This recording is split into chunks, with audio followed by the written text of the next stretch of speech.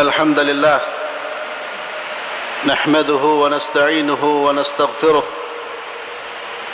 ونعوذ بالله من شرور أنفسنا وسيئات أعمالنا من يهده الله فلا مضل له ومن يضلل فلا هادي له وأشهد أن لا إله إلا الله وحده لا شريك له وأشهد أن محمدا عبده ورسوله لا نبي بعده. قال الله تبارك وتعالى في كتابه الكريم: يا أيها الذين آمنوا اتقوا الله حق تقاته ولا تموتن إلا وأنتم مسلمون. يا أيها الناس اتقوا ربكم الذي خلقكم من نفس واحدة وخلق منها زوجها وبث منهما رجالا كثيرا ونساء واتقوا الله الذي تساءلون به والأرحام إن الله كان عليكم رقيبا. يا أيها الذين آمنوا اتقوا الله وقولوا قولا سديدا يصلح لكم أعمالكم ويغفر لكم ذنوبكم ومن يطع الله ورسوله فقد فاز فوزا عظيما. فإن أصدق الحديث كتاب الله تعالى وخير الهدى هدى محمد صلى الله عليه وسلم وشر الأمور محدثاتها وكل محدثة بدعة وكل بدعة ضلالة. معاشر المسلمين, sidang salat Jumat a'azzanallahu wa iyyakum, أوصيكم ونفسي الخاطئ المذنب بتقوى الله فقد فاز المتقون. Khatib berwasiat untuk para jamaah, wabil khusus terhadap diri khatib, agar senantiasa bertakwa kepada Allah Subhanahu wa taala. Faqad fazal muttaqun, karena orang-orang yang bertakwalah yang akan mendapatkan kebahagiaan, kemenangan dari Allah Subhanahu wa taala. Sidang salat Jumat rahimani wa rahimakumullah, di antara bukti rahmat dan kasih sayang Allah Subhanahu wa taala yang maha luas terhadap hamba-hambanya, di antaranya adalah Allah mensyariatkan amalan-amalan yang ringan dan mudah kita lakukan, tetapi mendatangkan balasan dan pahala yang besar. Amalan-amalan yang sangat ringan, sangat mudah kita lakukan, tidak membutuhkan tenaga yang besar, tidak membutuhkan biaya, dan hanya membutuhkan waktu yang sebentar, tapi Allah memberikan balasan, memberikan pahala yang sangat-sangat besar. Ini merupakan karunia Allah Subhanahu wa taala yang Allah berikan kepada hamba-hambanya, dan ini juga kesempatan bagi kita semua untuk memperbanyak dan memperberat timbangan amal saleh kita di hari kiamat kelak. Dan orang yang beruntung adalah orang yang bisa memanfaatkan kesempatan untuk menambah amal saleh dan memperberat timbangan dia di hari kiamat kelak. Di antara amalan yang ringan kita lakukan tapi mendatangkan fadilah, keutamaan yang besar, qiraatul Quran, membaca Al-Quranul Karim. Nabi kita Muhammad sallallahu alaihi wasallam telah menyampaikan dalam hadis yang dicatat oleh Imam Tirmidzi dengan sanad yang sahih, Rasulullah sallallahu alaihi wasallam bersabda, "Man qara'a harfan min kitabillah falahu hasanah." Barang siapa membaca satu huruf dari Al-Quranul Karim, maka dia akan mendapatkan satu kebaikan.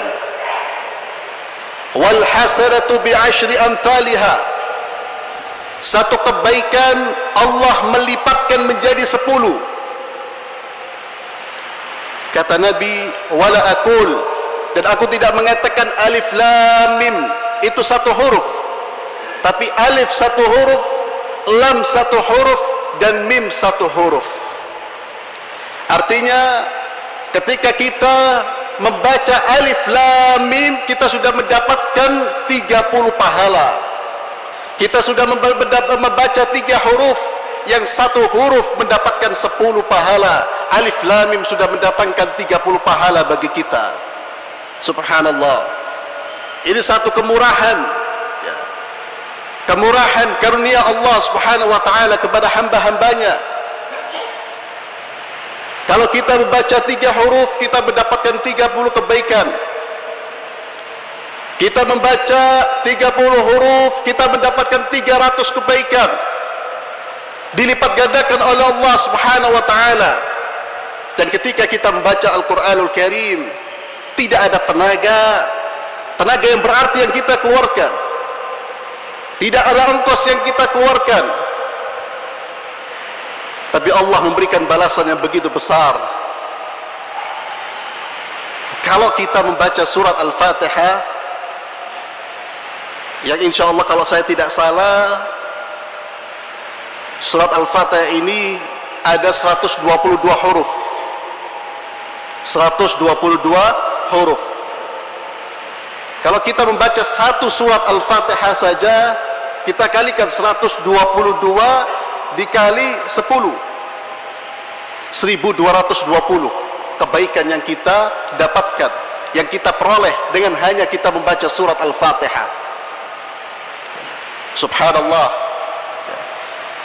Berapa menit kita selesai membaca Al-Fatihah? Saya kira 1 menit kita bisa berulang-ulang kali membaca surat Al-Fatihah. Ini adalah karunia Allah Subhanahu wa ta'ala. Belum lagi surat Al-Fatihah memiliki fadilah, keutamaan yang lain, puluhan keutamaan yang dimiliki oleh surat Al-Fatihah. Maka sungguh merugi kalau kita dalam kondisi nganggur, dalam kondisi tidak beraktivitas, lalu lisan kita tidak gerakkan untuk mengucapkan kalimat-kalimat Allah, tidak kita gerakkan untuk membaca kalam Allah, firman Allah Subhanahu wa ta'ala. Rugi kita, banyak kebaikan yang luput dalam kehidupan kita. Qiraatul Quran, membaca Al-Quranul Karim. Dan para hadirin, membaca Al-Quranul Karim juga menunjukkan bukti cinta kita kepada Allah Subhanahu wa ta'ala. Sejauh mana kita mencintai Allah, sejauh mana kita membuktikan bahwa kita cinta kepada Allah, itu dari bacaan Al-Quran kita. Kalau kita mencintai Al-Quran, berarti betul kita mencintai Allah. Kalau kita senantiasa rindu untuk membaca Al-Quran, berarti betul kita mencintai Allah. Kalau kita asyik berakrab-akrab dengan Al-Quran, berarti betul kita mencintai Allah. Karena orang yang mencintai sesuatu, dia akan selalu mengingat kekasihnya. Orang cinta kepada Allah, dia akan mencintai Al-Quranul Karim. Barang siapa mencintai Allah, berarti dia mencintai, otomatis dia akan mencintai Al-Quranul Karim. Mari kita buktikan cinta kita kepada Allah dengan membaca Al-Quranul Karim. Bohong kalau kita mengaku cinta kepada Allah, tapi kita tidak mencintai Al-Quran. Kita mengaku cinta kepada Allah, tapi kita sedikit sekali membaca Al-Quran. Bahkan ada di antara kita yang satu hari sama sekali dia tidak membaca Al-Quran, yang tidak membuka mushaf Al-Quranul Karim untuk dibaca. Ini merupakan salah satu bukti bahwa kita belum mencintai Allah, tatkala kita tidak berakrab-akrab, tidak mencintai Al-Quranul Karim.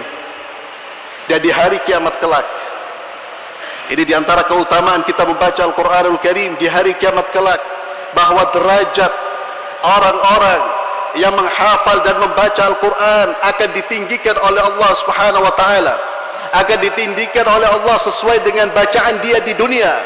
Semakin banyak dia membaca Al-Quran di dunia, maka Allah akan meninggikan derajatnya di akhirat kelak. Allah Subhanahu wa ta'ala berkata kepada penduduk surga, mereka ahlul Quran, orang-orang yang mencintai Al-Quran, yang di dunia senantiasa membaca Al-Quran, Allah berfirman kepada mereka, Iqra wartaki warattil kama kunta turattil fid dunya fa inna manzilataka inda akhir ayatin taqra'uha. Bacalah, tartilkan bacaanmu dan terus membaca, kata Allah Subhanahu wa taala. Wartaqi, dan naiklah engkau dalam derajat yang ketinggian, dan naiklah menuju derajat ketinggian. Fa inna manzilataka, karena sesungguhnya derajatmu, manzilamu, posisimu di akhirat kelak di surga tergantung dari ayat terakhir yang kamu baca di dunia. Semakin banyak seseorang membaca Al-Quranul Karim, semakin tinggi derajatnya di sisi Allah Subhanahu wa taala. Ini amalan yang pertama, ikhwan fillah, amalan yang ringan-ringan kita lakukan tapi mendatangkan fadilah, keutamaan yang besar dari Allah Subhanahu wa taala. Kemudian yang kedua, di antara amalan-amalan yang ringan kita lakukan mendatangkan fadilah yang besar, berdoa kepada Allah, meminta ampunan untuk saudara-saudaranya seiman. Kita memohon ampunan dari Allah untuk saudara-saudara kita seiman. Kita mendoakan saudara-saudara kita agar diampuni. Ini akan mendatangkan fadilah, pahala yang besar. Mari kita simak bagaimana Rasulullah sallallahu alaihi wasallam menjelaskan keutamaan orang yang memintakan ampunan kepada Allah untuk saudara-saudaranya seiman. Kata Nabi kita Muhammad sallallahu alaihi wasallam, "Man istaghfara lil mu'minina wal mu'minat, kataballahu lahu bikulli mu'min wa mu'minah hasanah." Kata Nabi, barang siapa yang memohon ampunan kepada Allah untuk saudara-saudaranya seiman, baik laki-laki maupun perempuan, dia berdoa, Allahumma ighfir lil mu'minina wal mu'minat. Dia mendoakan saudara-saudaranya, selalu mendoakan saudara-saudaranya karena cintanya dia kepada saudara-saudaranya. Kataballahu lahu bikulli mu'min wa mu'minah hasanah. Maka dia akan mendapatkan pahala, kebaikan sejumlah orang-orang yang beriman. Saya ulangi, dia akan mendapatkan kebaikan dari Allah sejumlah orang-orang yang beriman, baik laki-laki maupun perempuan. Allahu Akbar. Keutamaan yang luar biasa dari Allah Subhanahu wa taala. Dan hadis ini sahih sebagaimana dikatakan oleh Imam Al-Haythami, isnaduhu jayyid, sanadnya jayyid, sahih. Kita hanya berdoa kepada Allah. Dan di dalam hadis ini Rasulullah SAW ingin memotivasi kita untuk senantiasa memperhatikan kondisi saudara-saudara kita seiman. Rasulullah SAW memotivasi kita untuk mencintai saudara-saudara kita seiman, minimal dengan doa. Kita mohonkan ampunan kepada Allah untuk saudara-saudara kita seiman. Karena orang beriman, kata Rasulullah SAW, al-mu'min lil-mu'min kal-bunyan yashudduh ba'dahu ba'dha. Orang beriman yang satu dengan yang lainnya itu seperti bangunan, satu bangunan yang kokoh, yang mana yashuddu ba'dahu ba'dha, satu di antara mereka saling menguatkan.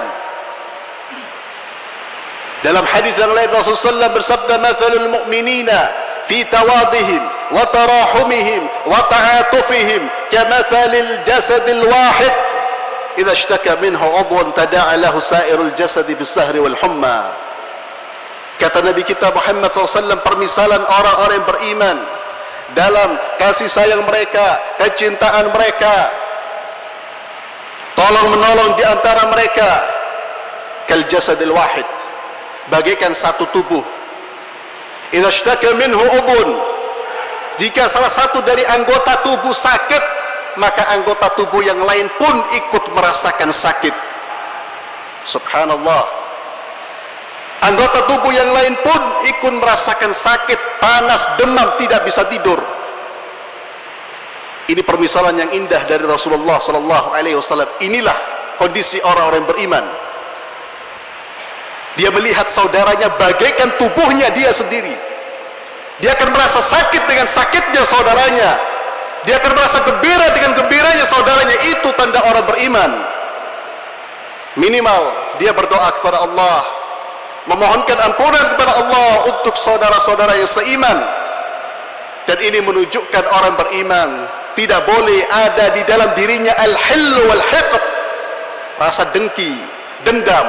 Karena tidak akan mungkin seorang berdoa kepada Allah memohonkan ampunan kalau di dalam hatinya ada kedengkian dan dendam terhadap saudara-saudaranya seiman.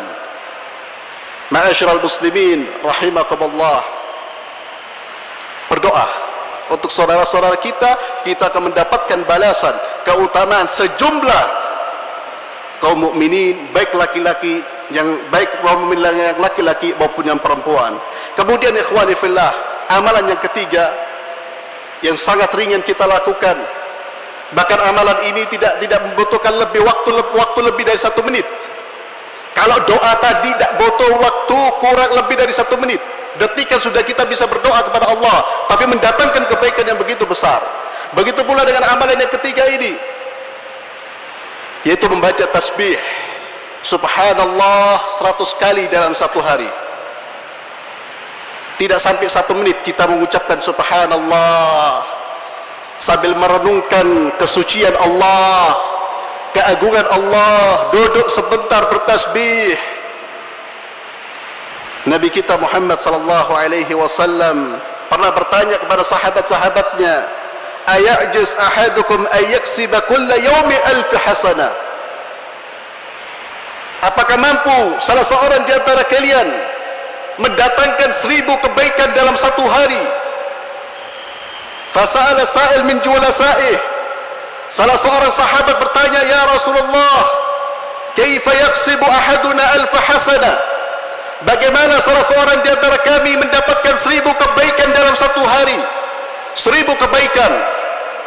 Kata Rasulullah sallallahu alaihi wasallam, yusabbihu mi'at tasbihah. Yusabbihu mi'at tasbihah. Dia bertasbih 100 kali. Bertasbih 100 kali. Fayuktabu lahu 1000 hasanah atau yuhattu anhu 1000 khati'ah. Maka akan dicatat baginya 1000 kebaikan atau digugurkan dosanya sebanyak 1000 dosa, 1000 keburukan. Khawani fillah azzalallah, hadis sahih membaca subhanallah, Allahu Akbar. Begitu besar karunia Allah subhanahu wa ta'ala kepada kita semua. Begitu rahmatnya Allah subhanahu wa ta'ala kepada hamba-hambanya. Allah membuka peluang, membuka pintu, banyak pintu, ratusan pintu yang bisa kita masuki untuk memperberat amal timbangan kita di hari kiamat kelak. Tergantung maukah kita, tergantung bagaimana respon kita. Ini adalah tawaran Allah subhanahu wa ta'ala kepada hamba-hambanya. Dan kalau kita perhatikan, kalau amal kebajikan Allah lipat gandakan, adapun amal keburukan Allah tidak melipat gandakan dosa. Balasan dari Allah sesuai dengan kadar dosa kita, tidak ada pelipat gandaan. Bahkan yang luar biasa, Allah subhanahu wa ta'ala tidak akan cepat menghukum kita, memberikan kesempatan bagi kita untuk bertaubat kepada Allah. Allahu Akbar. Rahmat, Rahman, Rahim. Di mana kita dalam respon rahmat Allah subhanahu wa ta'ala? Ma'asyiral muslimin, a'azzallahu wa iyyakum. Masing-masing kita di hari kiamat kelak akan mendapatkan timbangan. Dan timbangan itu ada 2 kemungkinan, imma timbangan yang baik atau timbangan yang buruk. Baik, buruk, berat, ringannya timbangan kita tergantung amaliyah kita di dunia. Maka seorang mukmin yang cerdas, muslim yang cerdas, dia akan senantiasa memanfaatkan waktu, momentum untuk berbuat kebaikan dalam rangka kehidupan yang abadi di akhirat kelak. Barakallahu li wa lakum fil Qur'anil azim, wa nafa'ani wa iyyakum bima fihi minal ayati wadh dhikril hakim, wa taqabbalallahu minna wa minkum tilawatahu innahu was-sami'ul alim.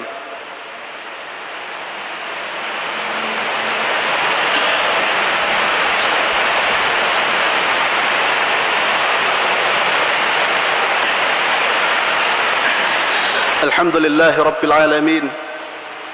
Wassalatu wassalamu ala ashrafil anbiya'i wal mursalin, Nabiyina Muhammadin wa ala alihi wa sahbihi wa man sara ila nahji ila yaumiddin. Amma ba'd. Ma'asyiral muslimin, a'azzanallahu wa iyyakum. Pada khutbah yang kedua ini saya ingin hanya mengulang kembali poin-poin yang telah saya sampaikan di khutbah yang pertama, agar kita tidak lupa dan kita bisa membawa sesuatu ketika kita keluar dari masjid ini. Ingatlah bahwa Allah Subhanahu wa taala telah mensyariatkan kepada kita amalan-amalan yang ringan, sangat-sangat ringan, tapi mendatangkan fadilah yang besar. Yang pertama, qiraatul Quran, membaca Al-Quranul Karim. Maka manfaatkan waktu kita untuk senantiasa membaca Al-Quranul Karim. Bagi kita yang belum bisa membaca Al-Quranul Karim, segera belajar untuk membaca Al-Quranul Karim, karena Al-Quranul Karim adalah kalam Allah, firman Allah Subhanahu wa taala.